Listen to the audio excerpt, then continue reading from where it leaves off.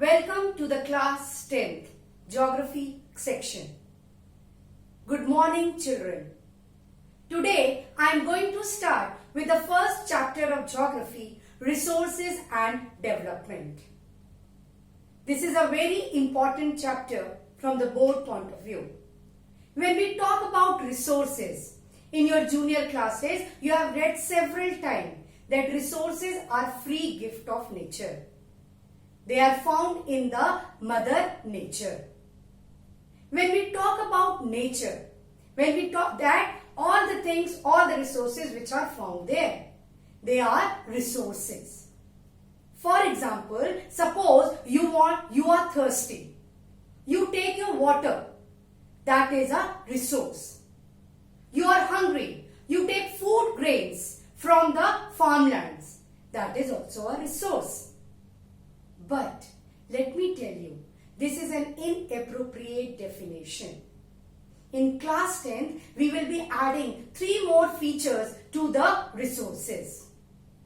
The first part of resource is, the resource is something which is technologically accessible.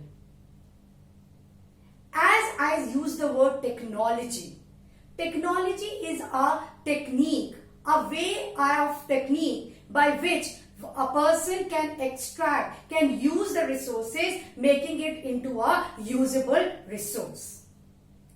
Let me tell you, children, right now, when the Britishers came in our country in the past, they exploited us because they had a technique with them. Yes, very right. The Industrial Revolution.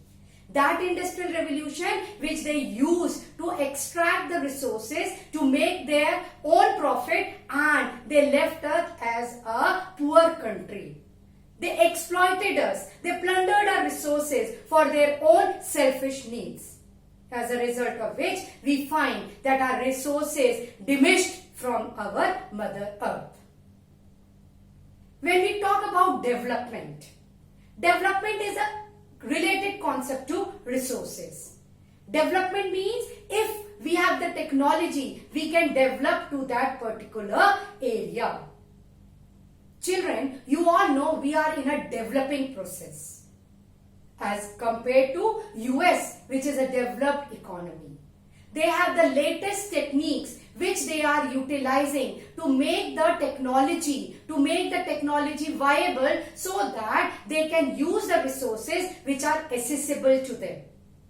Accessible means which are in their reach.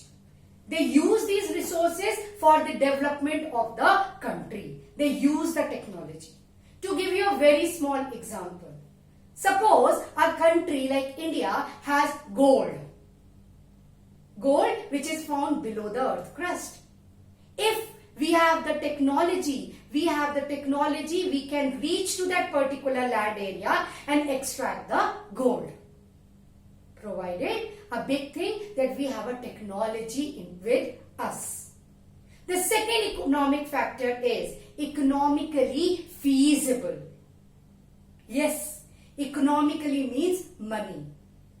If our country has appropriate money power, we will use the resources so that we can extract the resources from the earth crust so that we can use it for the development of our country. I'll give you a very small example related to this. For example, our country appoints a miner. He engages 5 people in a day to work in a mine to extract the gold. At the end of the day, we find that the gold which was found was in very less quantity as compared to the wages which was given to the 5 people. Here what do we find is that we were at the economic loss at extracting the resources. Economically feasible means the country has to have enough profit so that when they are extracting the resources, the country uses that money for the development of her country. The third definition added to this particular feature is culturally accessible. Culture.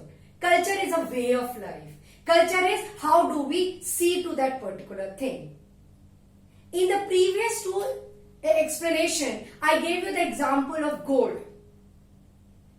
For example, in a piece of land, there is enough gold. If our culture allows us to use that gold for the development of our country, our culture, our way of life allows us to use that particular piece of land, it will be culturally acceptable. At times there are various norms in our country which does not allow to use the resources in our country. A very small example talking about the norms and the restrictions. For example, in many Hindu families, the extraction of the cutting down of the peepal tree, neem tree is also not culturally acceptable.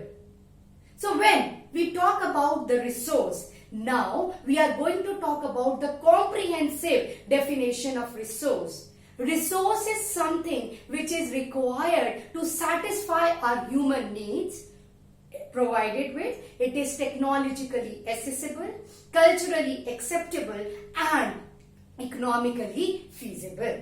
This is a complete one-mark definition of resource. Moving ahead, we find that there exists a relationship between the physical environment, the institutions and technology.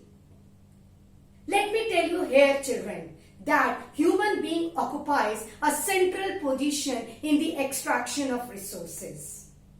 Yes, definitely, when we compare human beings with animals, human being has the only ability and the technique to use the resources along with the techniques, along with the economic power to use these resources for the development of our country. The human being possesses the central position in the extraction of the resources. When we talk about the other important thing, physical environment.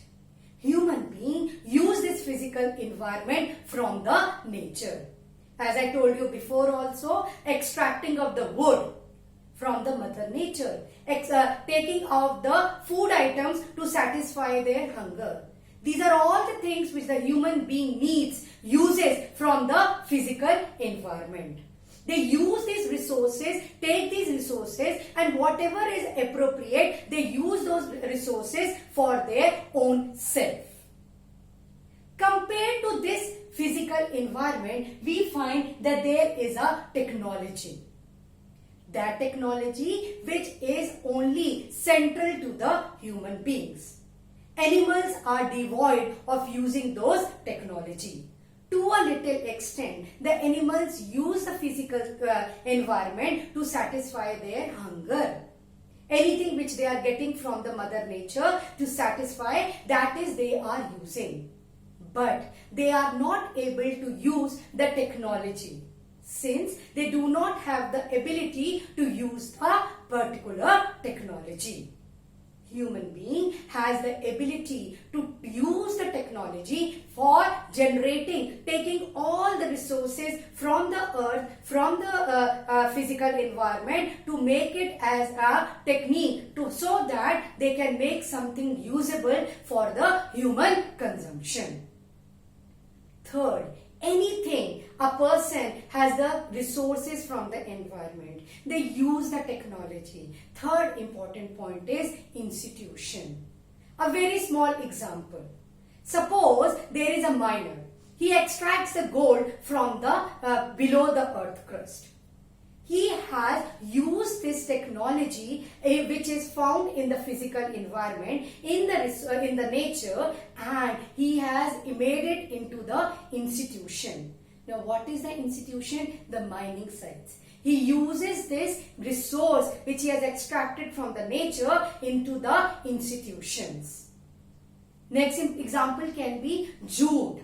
Jute which is being taken from the, extracted from the physical environment. We take out the jute, we use a technique, a technology and make it into a jute factory. All the products which are made out of jute, the jute bags, the gunny bags, etc. is the example of the interdependence between the three. This is a very important relationship. There exists a relationship between this triangle where human being occupies a central position. Children, let me tell you, whenever a country utilizes its resources, it is for the economic development of the country. The more the resources, the more the country will develop, along with the techniques as well as the institutions. The less the resources, the less will be the development of our country. So, starting with this introduction, talking about the chapter named Resources and Development, we will talk about that yes, resources and development, they are interrelated to each other. They plays a very important role, and human being is above all who occupies a central position in extracting the resources for the betterment of the country. I'll give you a small example. US is a developed economy. They have used all of their resources. They are economically well off. Technologically, they are quite better than us.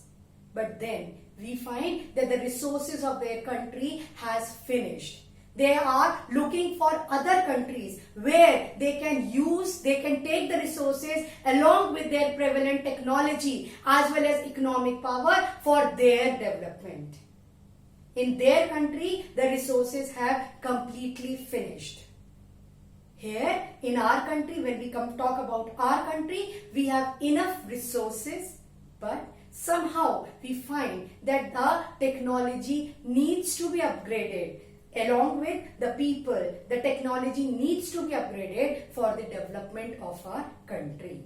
Once our technology is upgraded, we use this technology for extraction of the resources. Our country will very soon acquire the status of from developing country to a developed economy. This is the explanation and introduction of the first chapter, Resources and Development. Hope you have understood.